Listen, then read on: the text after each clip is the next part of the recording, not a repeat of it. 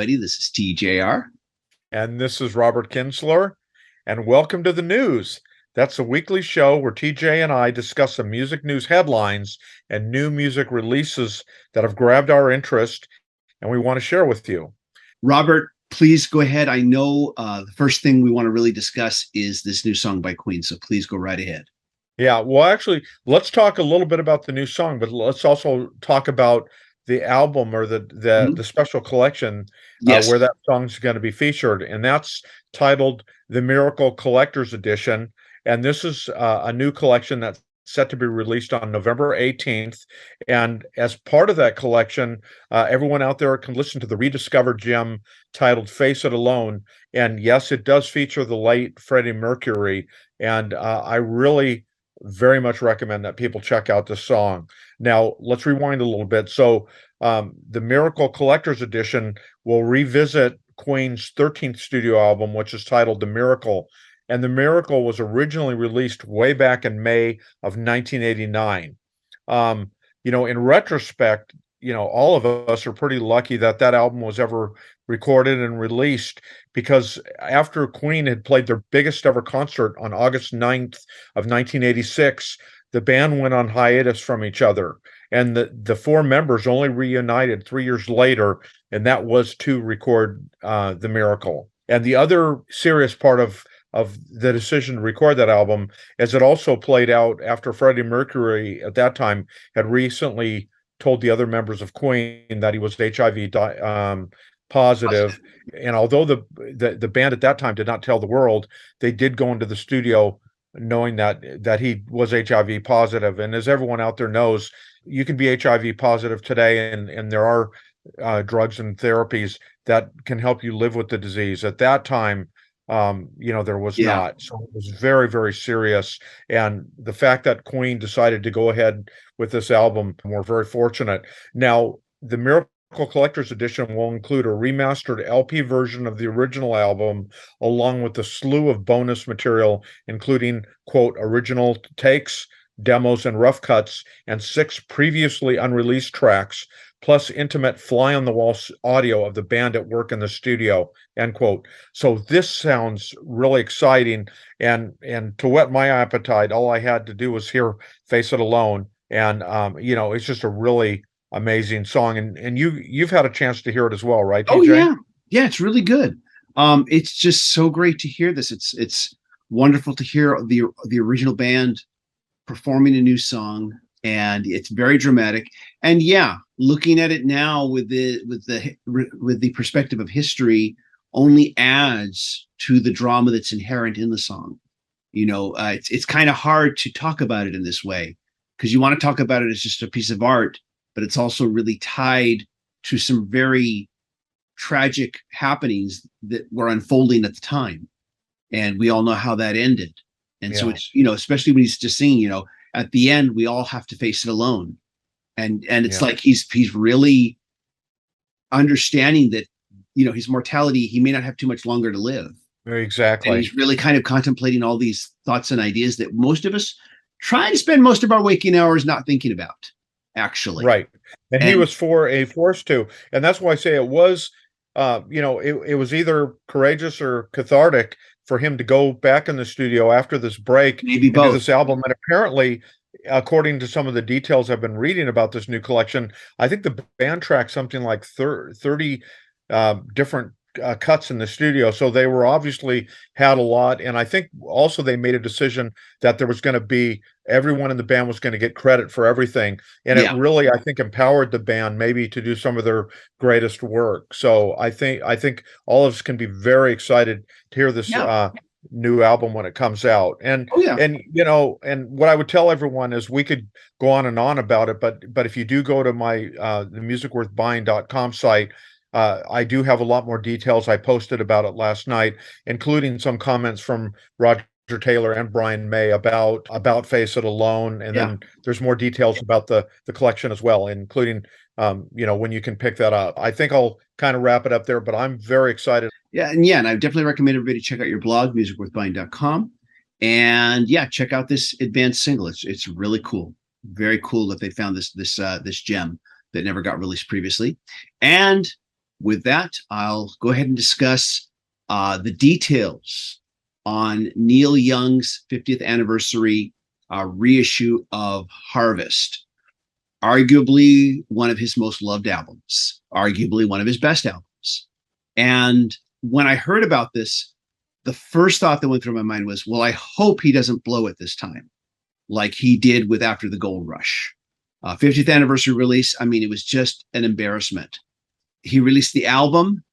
He put the album in a box with a lithograph and a 7-inch single of an unreleased track, put that in a box, and that was the 50th anniversary release. That's it. No extra anything, and then charged $100 for it. And it was just outrageous. So this time, however, I'm happy to say he has not blown it. He's giving this album what it deserves. And the 50th anniversary reissue box set will come in 2 formats, CD and vinyl, and they'll both duplicate all the same material. Both the vinyl and CD versions will include 2 DVDs. And let me just read from the press release. In terms of bonus audio, Young's much bootlegged February 23rd BBC In Concert is included on CD and vinyl in the respective packages. And 3 Harvest outtakes are also made available in physical form for the first time. They are Bad Fog of Loneliness, Journey Through the Past, and Dance, Dance, Dance. They are on CD3 in the CD box and on a 7-inch single on the vinyl set. Now, the first of the 2 DVDs is the video performance of BBC in Concert, while the second is the previously unreleased 2-hour documentary called Harvest Time. This should be amazing as it captures the making of the album from start to finish and was directed by Neil Young and his film crew in 1971. And so a lot of good bonus material this time, a nice package. It'll also have a hardcover book.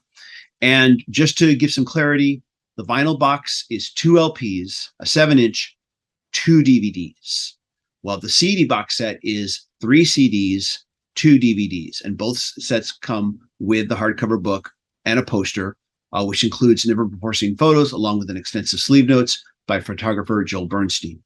And so that's going to come out on December 2nd. I've already pre-ordered the CD version for myself.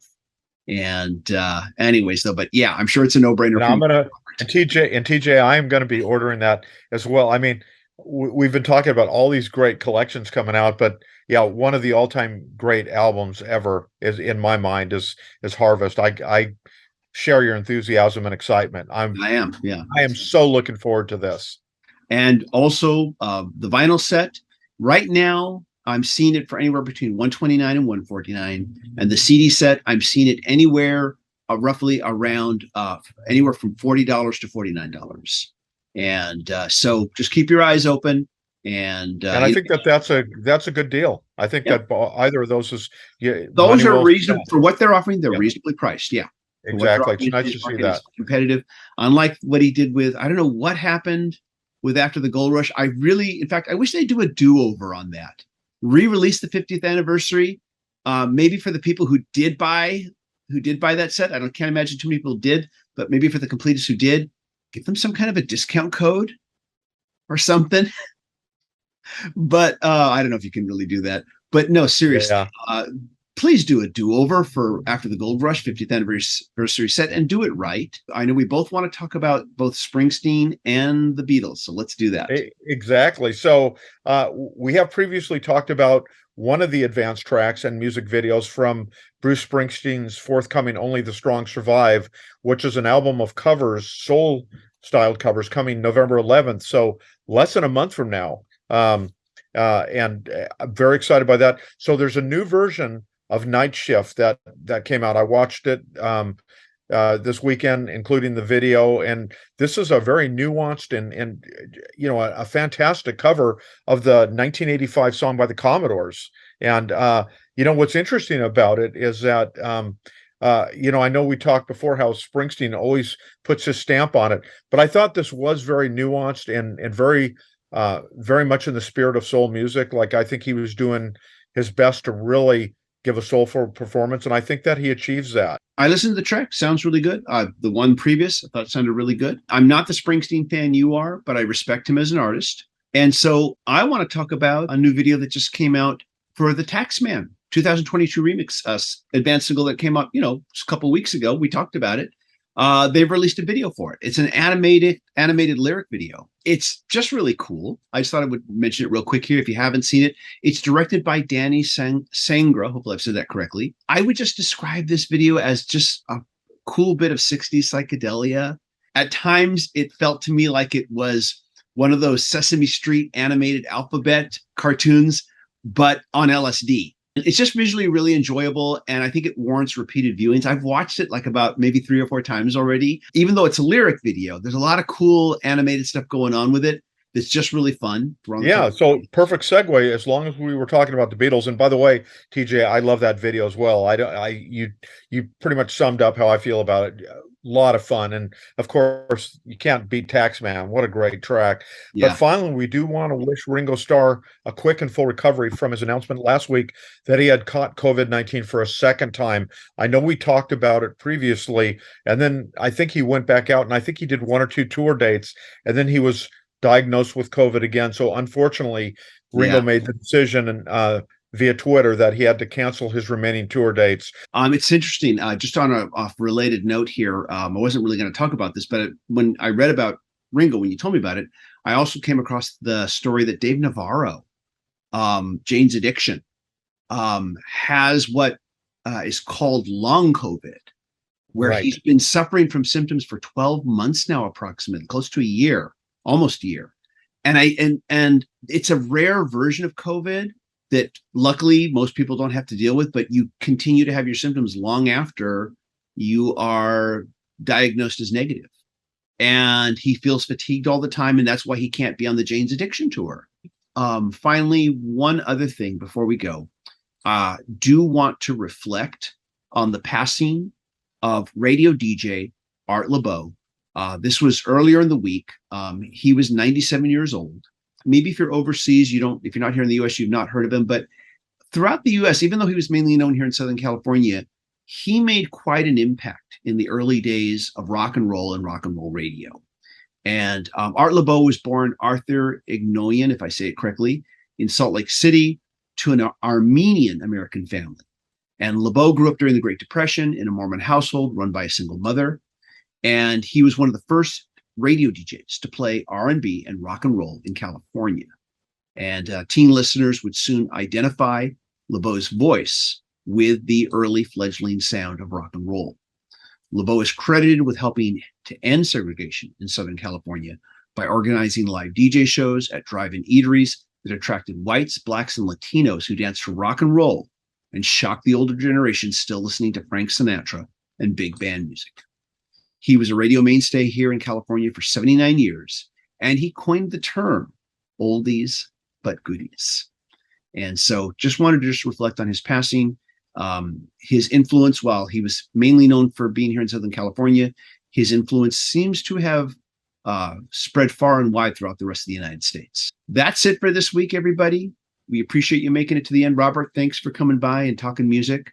We'll be back again soon with more music news and releases and just anything that catches our ear that we think we should share with you here. And as always, if you like these videos, be sure to hit like, hit subscribe, and hit the bell notification icon. And also, big thank you to the Patreon supporters. Patreon supporters do receive exclusive weekly videos not available here on the channel. And everybody, thanks for watching. Talk to you soon, Robert. Thank you so much. See you later, TJ. Take care. Bye, everybody. Bye, everyone.